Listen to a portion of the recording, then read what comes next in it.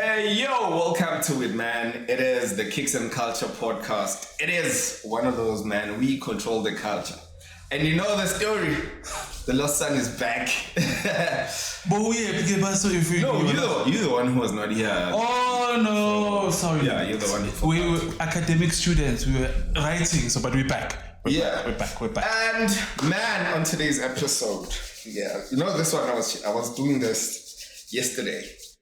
I've got my brother from another mother. Okay. Yeah, man. I've got the legendary. I know, like he's still young though, but we have to say the legendary. Bro, come on. Like, how long have you been on our screens? It's been a minute. Kaloku vele nithi pheshe ndlula nje 2013 November. 2013 November. Yeah. So that's more than 10 years. Just 10 years in the industry? Yeah. So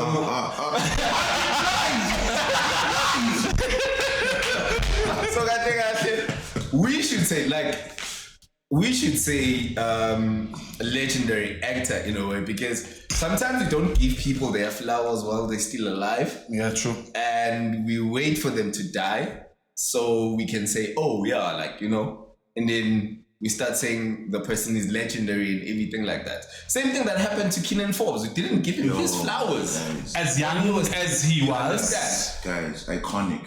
You iconic understand? Status. So we just don't give people their flowers while they're still alive and say, okay, cool, like you have done it and for this long you have been consistent up until you got here. And then we just wait for people to die and then we'll say, legendary and everything like that. You understand? So now it's like a status that we give to people that are gone. I'm not disputing that. But umfana setongat, if somebody does not know who he is, who is Case? Yeah. Where does it? Oh, we didn't say we've got Case. We're still in awe and still, but yeah. In Case in a nutshell. Guys, thank you for hyping me up. Damn. I think I'm a man of many colors, yeah. Very boring and very bland when it comes to it. Sibiya, I pretend to be other people for a living. Yes. So I'm a thespian first at heart. I'm a presenter. Recently, a DJ and musician. And yes, I do release music. And remixes and I'm a father, I'm a partner, I'm a son, and in a nutshell, I'm someone who received great grace. Yeah. And the legendary actor is in the building, DJ, a father, a son. We're just going to deep and dive into all of that, man, just to break down everything. Yeah, the name of the show is called Kicks and Culture, as you can see. By the way, we have to talk about these kicks that he is wearing, by the way. Yeah. They are giving. Yeah, I think it's a South African brand, if I'm not mistaken. It's a South African brand. Proudly South African. Understand? So it's a South African brand. Tough assignment. You understand? So me and a dog, I've got... I'm a AS1 pros. You understand? The legendary. They came from the basketball type of lifestyle. These are Converse, my dog. You understand? What is your basketball team? For me, I'm all Lakers, man. Oh, man. For me, it's Lakers. Yeah. I'm Lakers. I mean LeBron and Curry. No, but do you watch the finals game? I didn't. But the game that I watched, it was... I don't know. But I watched Lokujana. You rest your case. I watched Celtic the 4:15 watching Boston and Mavericks today. But I watched Celtic when they were smashing Lucas' team. That was game one. It was game one or game two. Yeah, so I did watch that one. Early this morning. Okay. You understand? All right. Now you're trying to expose. Guys, this is called Yenza. Yes. I forgot. It's 4-3 something. Yenza. These are called Yenza. I love this brand just because it's like proudly South African. As you can see, brand spanking new. What really made me gravitate towards the brand is just Yenza. Stop procrastinating. Yeah. Yenza is a verb, it's an action word, it's a doing verb. And that's it. So it was between Yenza, Itrip, Nepatu, and I was like, I'm going to be South African.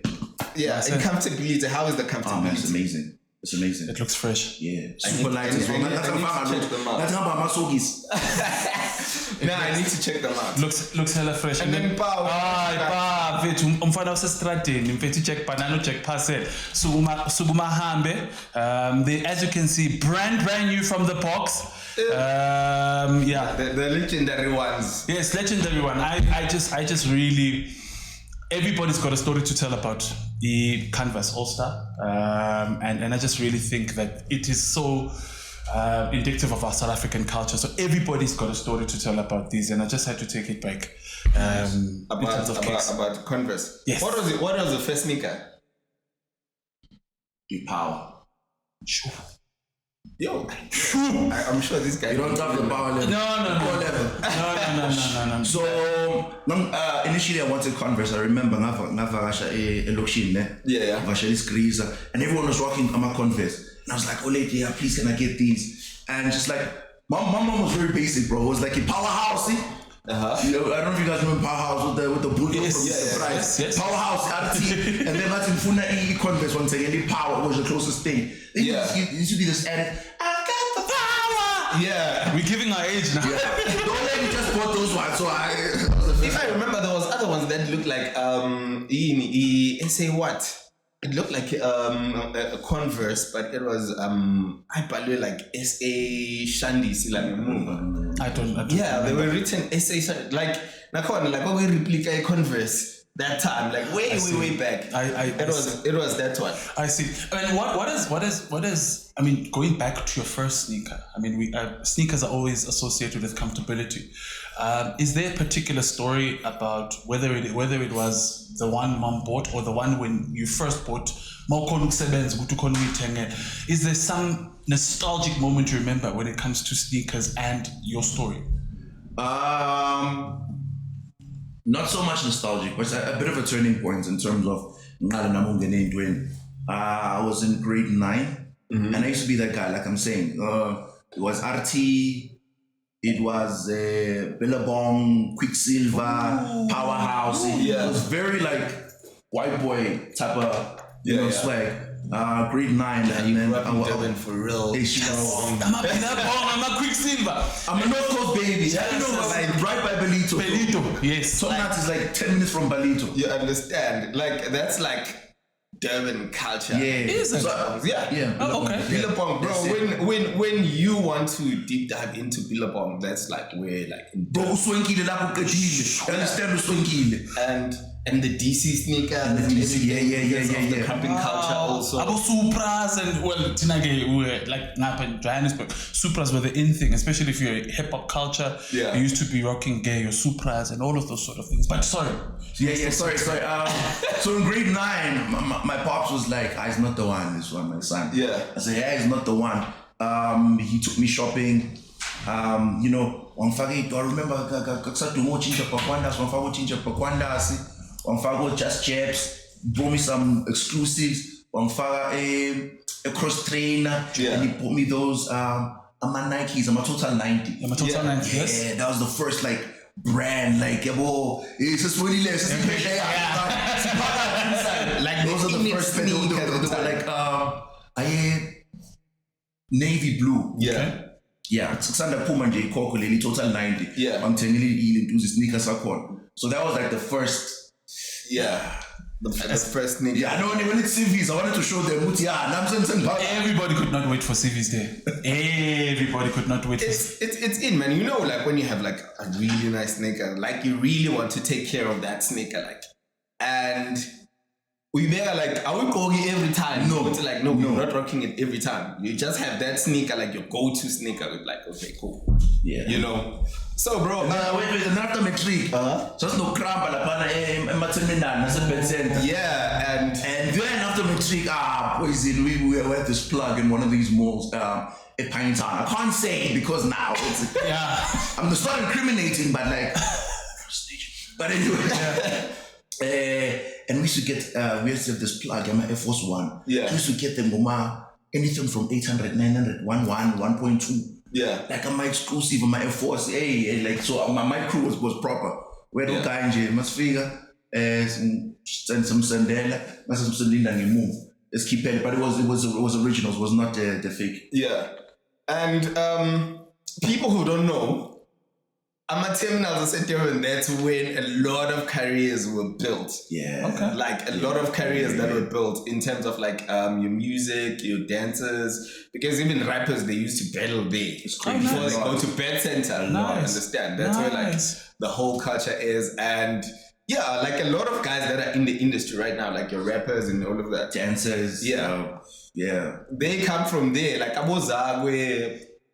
Dope lyricists, Yeah, by the you way. understand. So all of those guys. Bob Juice, Omar Aza, Yevusne, Happy Feeling Batter, like the choreographer, she's doing epic stuff. You have people like Dream Team, start off as Genesis Kings, but we come and Apan, Flex. So it's where the culture was built, because like also like that's where also I come from. We're going to like I was built by that. I see. Yeah, so bro, the acting, where does it come from, and how does it come into your life, and also play the role that it has played along the line? Oh, it's a crazy story, in fact, and you know, sometimes you hate sharing these things because it becomes so corny, and so hard to believe. But acting wasn't my first love. Yeah. I wanted to become a presenter. The whole reason why I moved to Joburg is because I just love speaking, and I thought, like, I want to get a platform where I can speak. And mainly what drove that is, from a young age, I realized that there's a distinction between a speaker and a talkative. Everybody can talk, but very few people Can speak. Yeah. And there's people who build careers of speaking. We grew up in the era of Oprah, no Larry King. Yeah. Now we have about Vusi Tembekwa in our own backyard. Definitely. Telecoms company just made millions and billions of speaking. And that's what I just really wanted to do. So I moved here to pursue presenting. And I remember when I got my first presenting gig on one of the broadcasters. Yeah. Off season, when we took a production break, I was like, I really want to hone and improve this thing that I've started. And the best way that I thought at the time was acting, because actors have this amazing command over the instrument, which is their voice. They understand tonality, expression, emotion, and all these things. So like, let me delve into some acting so I can become the best presenter. Yeah. And then I delved, and I dived, and I dove, and I dived in. And I just fell hopelessly in love, man. Your first big gig, if I'm not mistaken, was Uzalo, right? Yes. That's when a lot of people, Hallelujah. into the acting space, they started to get to know you. The likes of you, Name Maps, and Abosi here. And that's when we met. Yeah, that's when we met. Yo, like we come a long way. Jeez. We come a long way, actually, because when we met, with me also, like I just came back from SA at that time, and came back from SA. I thought we were in SA. We met in SA. Yeah, we met in SA. I just came back because I was in Tech to SA. Okay. Yeah. Hey, prepositions are. Hey, you must make sure, You must make sure. That's why I made just voice sometimes some vanilla. Yeah, this thing is not the first language, so and I think you guys just started shooting Uzalo at that time, and I think it was 2014 November, if not December. 2014 November. Yeah, and there was you, there was Name Maps. I'm like, what are these young guys doing? And you guys are introduced to our screens, and you guys actually take over the whole industry at that certain time. And for you, like, in your perspective, right? What was the feeling? Oh man, it was surreal. It was unbelievable. Yeah. Nothing could ever prepare you for something like that and for that moment. Literally overnight.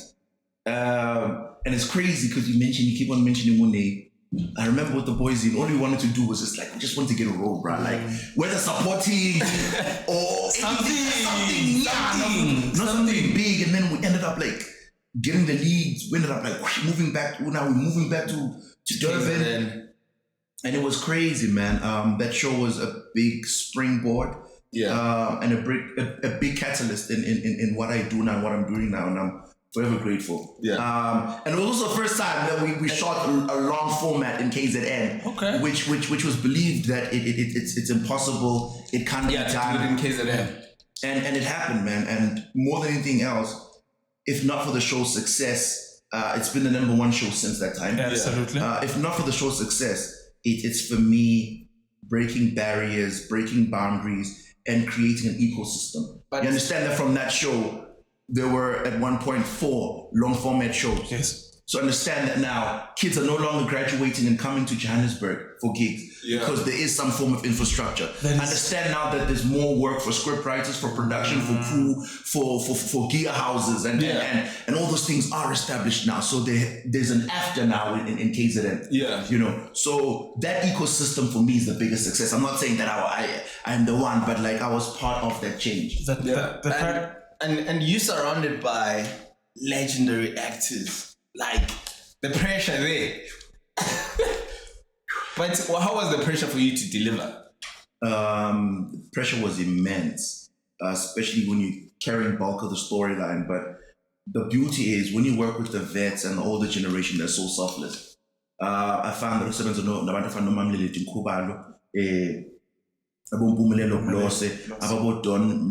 now, whom I used to watch as Kasha. You understand? Like I watch this guy.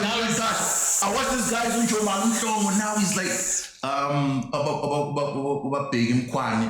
They're so selfless, you know. Things like Umamlele do something. She's like, Binjan Fanam, do you want a variation? Did I give it to you guys? I'm just like, you. I'm a hook man. Like there would be no. This is dope, but maybe try ganji. So they're very selfless, man, and then they're very giving. Yeah, well, so. As much as the pressure was there, like, but we had the best acting classes and the best acting coaches within our vicinity, you know? Yeah. I mean, speaking about acting classes, you've played, for people who don't know, you've played a pastor, you've played a truck driver, you've played a journalist, you've played a doctor, you've even at one point played as a soccer agent. And Denzel Washington, this is, always says it's very hard for an actor to be themselves, because you become so good at portraying other people's life. How have you found that? Is it really that difficult? Because it then talks to the person that you are, public persona that you are. Are you finding it very difficult to be yourself when you can play other people, for that matter? I won't lie. For the first couple of years, it was tricky. For the first 2-3 years, it was tricky in the sense that you get storylines that are very close to home, and you need to address certain aspects, certain emotions, certain pasts, and certain flaws that you have as Uchita, as Intuana, that you have not necessarily addressed, you're not ready for, and those truths sometimes are so harsh and very scary. But over time, I learned something that, like, there's characters, there's persona, like you said, and then there's Ukumla Nisbi. Yes. So for me, once I was able to distinguish that, like, man, it's become a breeze, because sitting here, I'm abantu case B or studio. Yeah. But mangamba ngiyolanda intwana esikoleni manje mama kushayisa isikole, that's uKhumbulani. Yes. Mangoduka ngendlini ngithenga igas for iheater ngenza ini, that's uKhumbulani. So I'm able to see the guy on TV, the guy in the magazine. Yeah. And he's not me. Okay. Case B, but Ukumlani is the person. Yeah. Case B is the persona. So for me, that has become very simple. Beautiful. That's absolutely beautiful. But has that then made it easier for you to go into other pockets? Because you also did modeling as well. I would say modeling per se, because with your Nivea gig as well, the Tropica experiences as well, you actually obviously a female favorite of epic notes. How? We can't lie. We can't lie about all of these things. Has that informed all of the other things that you've done as well? We're going to talk about later about the music as well. I think so. Yeah, I'm not sure to answer this one. I love the modesty. No, when somebody's doubling down on what they guys, it's lying. Like when someone is doubling down, it's not that. It's also just understanding that, like, and it keeps on evolving, eh? Like when you come into this industry, there's a lot of other things that play more than talent. Yeah. Well, it's probably at this point, it's probably 90%, if not 95% talent. I mean, it's only 5%, if not 10% talent. And the rest is relationships, PR, networking, or whatever. But the talent is a very minute factor of this industry now. So modeling, you could say that, like you mentioned, but yeah, it's just that, man. So with all of that being said, now you're a family man now. Now, at this point, like you're a family man, like becoming a father, like what role did it play and how has it molded you as a person? Oh man, it's amazing. And in Canadian, like fatherhood is not something that you can describe or break down to someone else. For me, it's the closest thing to God's love. Yes. Yeah. On earth. You just have to feel it. It's like the joy of the Lord is this. You have to experience that grace. You have to experience that feeling for yourself. Yeah. And that's the thing with fatherhood. More than anything else, it has taught me long suffering. Sure. How? Temperance. Because now you deal with this little nigga and you gotta tell him the same thing 10 times within the hour. You understand? And also sometimes I just look at my kids and I see so much of myself in them. Yeah. I see the curious mind. I see the inquisitiveness. I see the rebellion, being headstrong. I see so much of myself in them. And because I used to get so vocal before. Like it's taught me patience. Yeah, fatherhood has taught me patience, man. And also navigating the space, because like with us, I always say we're winging it at the moment, because like you could never be ready to be a father, but then there is this person who's really like you, and then now you just need to navigate how they move and also how you move, because you're learning on the job. Yeah, and I think the hardest is I don't want to say this, like some of us are blessed, some of us aren't so blessed, but you know, when you're a young black gent, the concept of fatherhood and of manhood is you're a bit in limbo, because tricky. So now having to carve that out for yourself and distinguishing what that is and defining what that is, sometimes when you don't have a father, for people who don't have fathers, but now having to step up into that role. Yeah. And like you say, wing it and playing it by ear. And also just defining certain things like, okay, this is what I want for my family. This is the type of father that I want to be. Do I want to be the father who picks up kids at school? Yes, I want to be that father. Do I want to miss sports meets and academic and extracurricular activities? No, I don't want to be that father. Now you define. Do you want to be that father who's away for holidays, who's always working, who's never at home? Do you want to be that father who's always watching soccer with their gents? You start defining like the type of father that you want. And I think it comes from a lot of times the absence and the void that we had growing up. So like, I don't want to be this, or I want to give my child this because I didn't have this. Yeah. And I think that is where I am right now, or where we are. Yeah. In terms of being a father, because I always say, sometimes I want to give black fathers a pass. You understand? Because for one, not sometimes, like almost all the time. It's because with us, like our generation, is that our fathers were away from home because they had to go work for, like, you understand, they had to work very far, so they can't be with us at home. So now you're not gonna have that role model at that certain time, because when they come back, they're just visiting and then they leave. You get what I'm saying? Yeah. So that's why right now we are trying to be really present, because why? We want to fix the past mistakes. Yeah. It was systemic also, remember? Yeah. It was systemic. 100%. It was apartheid deliberately did that too. Yeah. And I think also, just to touch on that, is historically, I don't think we talk about men enough. In our history, we don't talk about females. Yeah. Because most of the past was raised by a lot of females. So fatherhood was systemically, intentionally done to seclude a lot of things. But just to add and to build on that, I said this to Tino when we had him in our first guest. As a public figure, how are you traversing fatherhood in the public? Because a lot of us know you as this, and you're touching based on just who you are as a father. But how are you managing that? Because you're father to 3 beautiful children. How are you traversing that and also being a public figure as well? This guy traversing. Yes! I'll try this one. Okay, the grammar is hot in here. Again, I think I'll go back to what I said, that I am playing it by ear. Yeah. Winging it is the best. I realize that fatherhood is a lot of trial and error as well. Yeah, true. And we're so hard on ourselves. The most important thing for me is just being there. I want my kids, when they look up or they look back at every moment, at every junction in their lives, to say, yes, but my father was there. Yeah. And I'm not the best. I'm not, probably don't have the best manual or, but like, I'm there. No, I'm there, bro. Like, I'm there, because you look back sometimes and there's certain moments that you wish that your parents were there. True. Yeah. When all the kids of other colors, their parents showed up at school, their parents showed up, get on the sports field. And when you do, you got that, picking you up, dropping you off, she becomes you like your school mom. Yeah, true.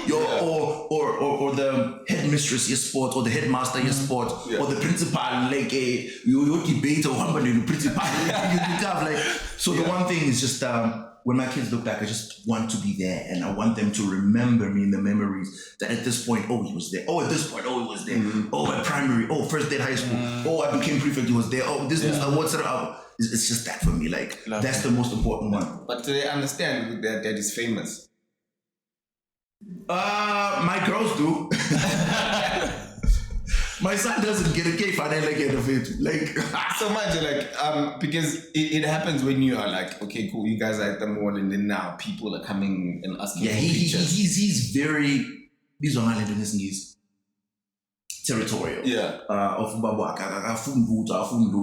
So it's like WTF, man. Like you want to come in the picture, you want to push people away. He's like, we're here for that type of thing. He's that guy. Hopefully, he'll grow to understand with time. He's turning 5 now in July. But also, man, I would also just like to just remind people that we're human beings first. Yes. In anything that we do, I don't care, you're a doctor, you're a president, whatever accolades you have, you're a human being first. And then the rest follows, you know.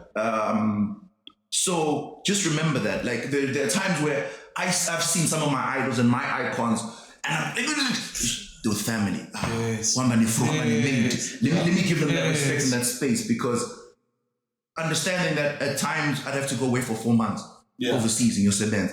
At times I have to go away for months at a time or years in a different province because I'm shooting. I only see my family twice a month or once a month. I don't have the luxury. At times I'd be away for the whole weekend.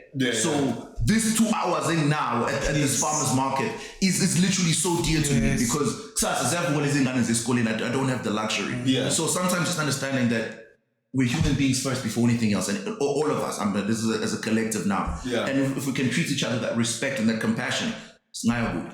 It's now when you don't want to take pictures. And then people think, jail. No, you're at Gold Reef City, you've spent about 800 rand for one tank. About 6. You've spent a good 3,000. The rides are so long over weekends. My rides are so long. Bro, I'm trying to give my kids the best experience ever. I'm not trying to take pictures. If you're offended by that, I'm really sorry, but I'm unapologetic. So that is it. Like, let's just cut it now. So I would take a picture, I'm example, with a 6-year-old, a 12-year-old, a 13-year-old, because they might not understand. But it's not about you. I got. So but you understand that at Gold Reef you've got those 4 or 5 hours. And you have to make the most of it. Like every moment counts. And walking from here to that right, walking from there to that right. It gets to be too much. So as we are talking about, like how we navigating the whole industry and everything like that. You're always out, like on functions and everything like that. No, on functions. On work. On work. At least on functions. I was out on these streets. You're working at the end of the day. And like, what's your go-to sneaker that you like? Okay, cool. When you want to rock out and then you want to show off, like, what's your go-to sneaker? I'm veg. I thought we've answered this. No, you haven't. Okay. No, you haven't. You were telling us about Batu, Drip, and Yenza. those are just the three Go-to. I mean, speaking about Batu and Drip, and shout out to the gents. to everybody. I mean, it's a lot more via footwear as well. Yeah. Spell and all of those. Are you finding? I mean, you have proud Zulu man, proud. Sort of proud. Yeah. It might not look like it, but yeah, very extremely. Are you finding with the whole culture, and we're talking about kicks now, but are you finding, we're talking about it with Tino again, with the rise of, should I say, Africanness? Yeah. Shout out to Tiani. You understand? We're talking about Makosa doing exceptionally well globally. Theo, his conversations to open Batu in New York. Yeah. Your views on being an African, but also being a Zulu man as well, killing it in an industry, whom, by the way, Scoop always says there's something in the waters in the KZN, because it seems like you're colonizing this entire industry. We're not playing around.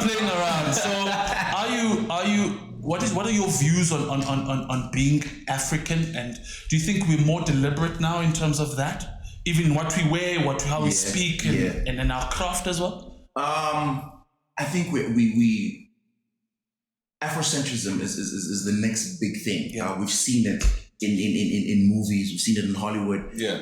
Movies like Black Panther. You know, they're speaking to being Afrocentric. We've seen it in fashion, like you're saying, Makosa, Amaprinti, Nanani, whether it's West Africa, South Africa. We've seen it kakhulu manje in the music sector, Amapiano, and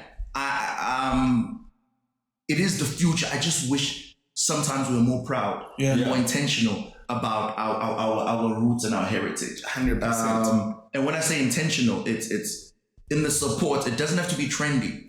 You know, I must understand ukuthi mahleli lamachita ngibafethu ngilambile, osilambile bafethu. Asibambe ni bite.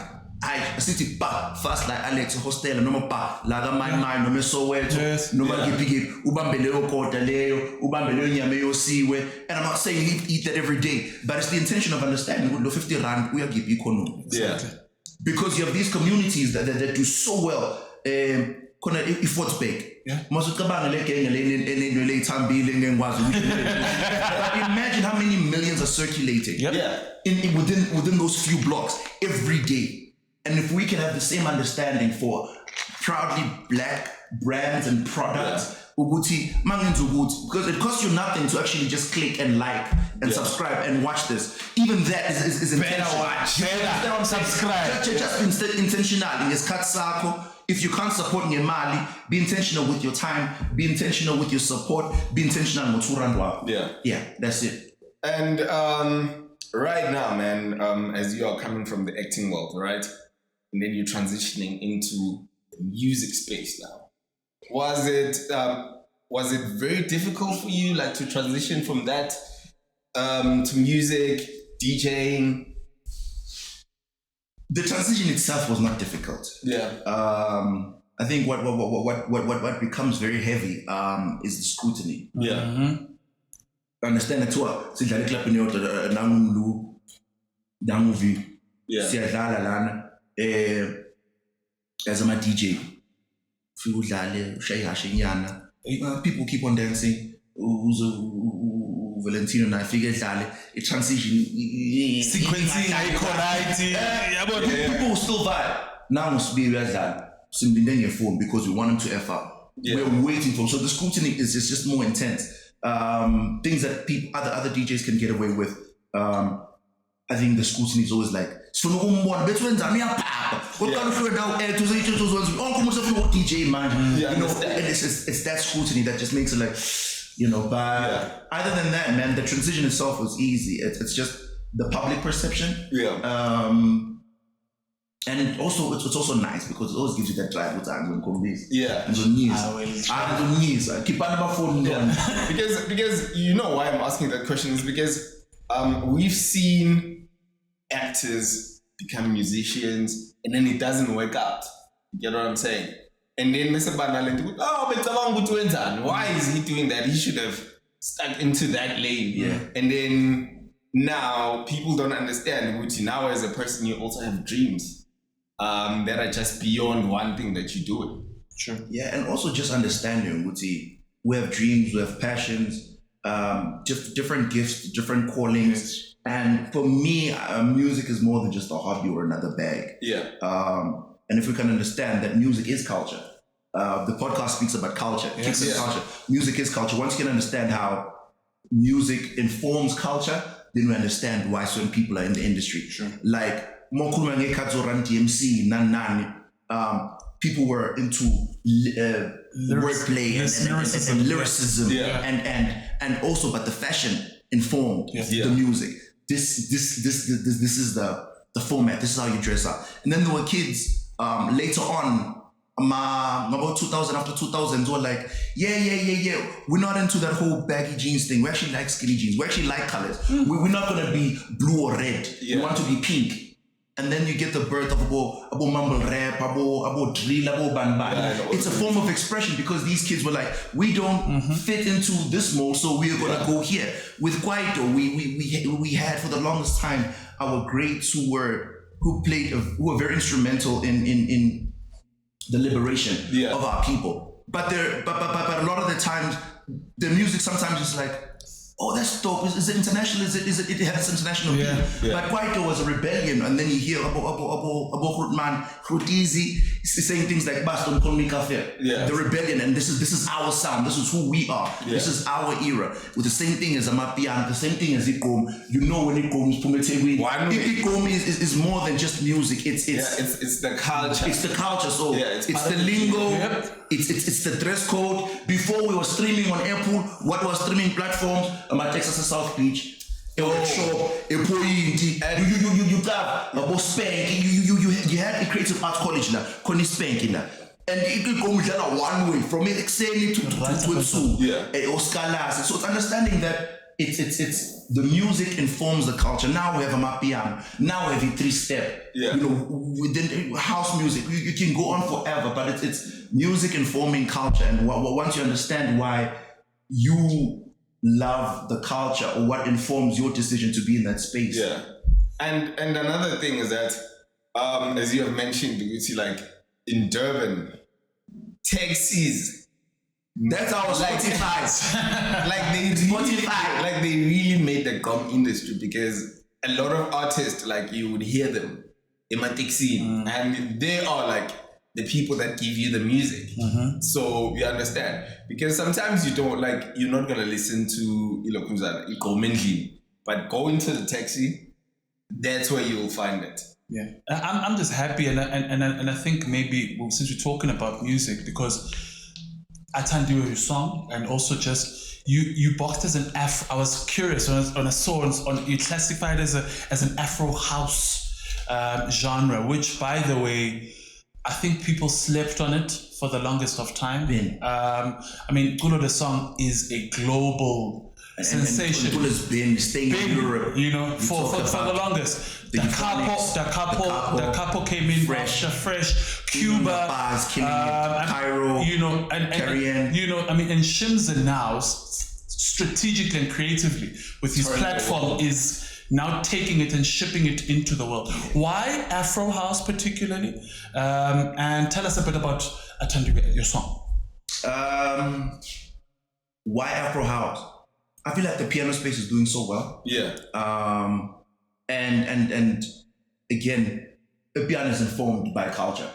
And I understand how your culture corner are really killing it. But I felt like, for me personally, I would rather give people an alternative in terms of genre. Afro House and Afro Tech. I used to love tribal. 2016, 27 about problem child. Like that inception of tribe, and I feel like it just took a decline because now everyone is trying to play deep tech. About deep tech, melodic tech. It's from Black Coffee about 2017, 2018. The Shimzas, like everybody comes from that tribal Afro house space, as much as they're killing it today. And that was what informed and enforced that decision for me, and that's why Afro House and Afro Tech. Now with the birth of the 3-step, it's like the sound is we are within. So that's why, man, I chose the genre. It's specific, and yes, I am boxed in. I'm not gonna say never, because music is an art, but I see myself doing Afro Tech and Afro House for the longest time, and not really delving into other mainstream or commercial spaces. I mean, you look at the Sanel Sang catalog, sound, like, come on. No, I mean, you have to go to. I mean, Black Coffee's residence right now. I mean, Black Coffee's dropping new music. It's intentionally. I saw Shobang. It's my. He's retracing those particular. And shout out to Khutizi as well, man. For pulling abo Shoba, abo China Men, abo Kabila. We seeing them abo Meloni. You know, shout out to that. Shout out to people like Khutizi, Zixbantwini, doing the same, putting everyone on, like the Melina Ores, Nana, Karen the Soul, Skywalker, you know. So shout out, man. Shout out. You know, a lot of people didn't know Skywalker is a rapper. Used to rap. Skywalker used to rap. Jeez.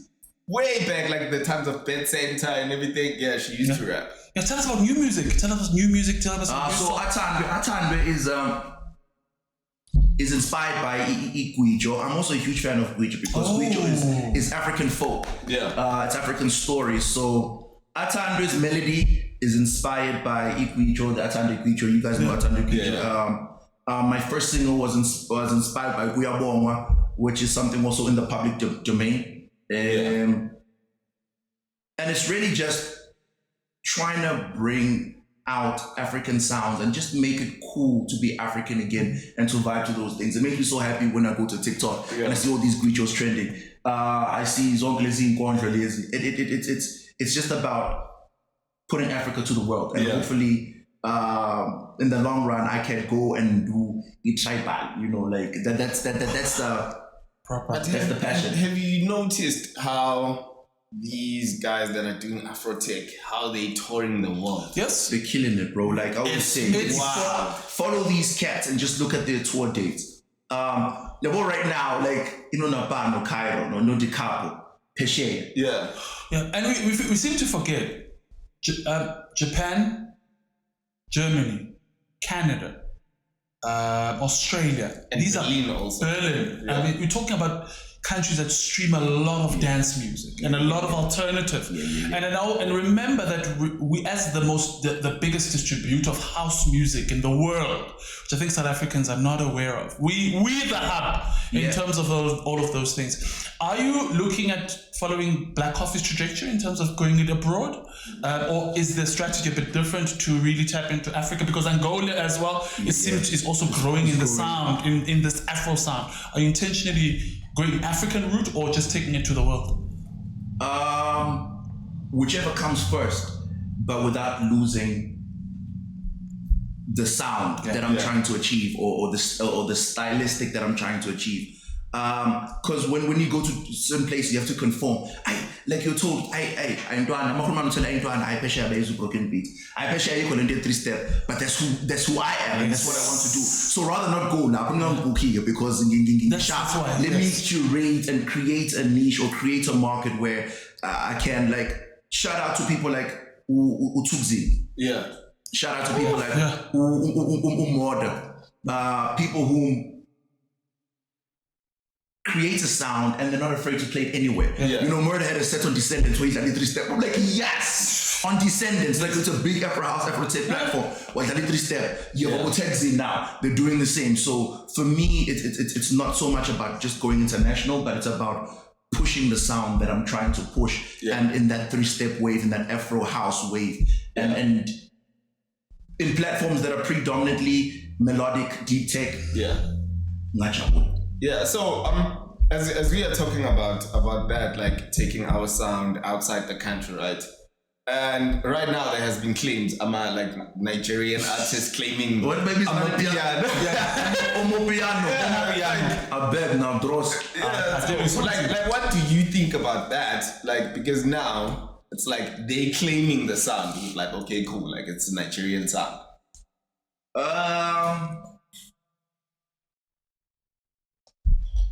Look, into my everyone wants to attach themselves to it. True.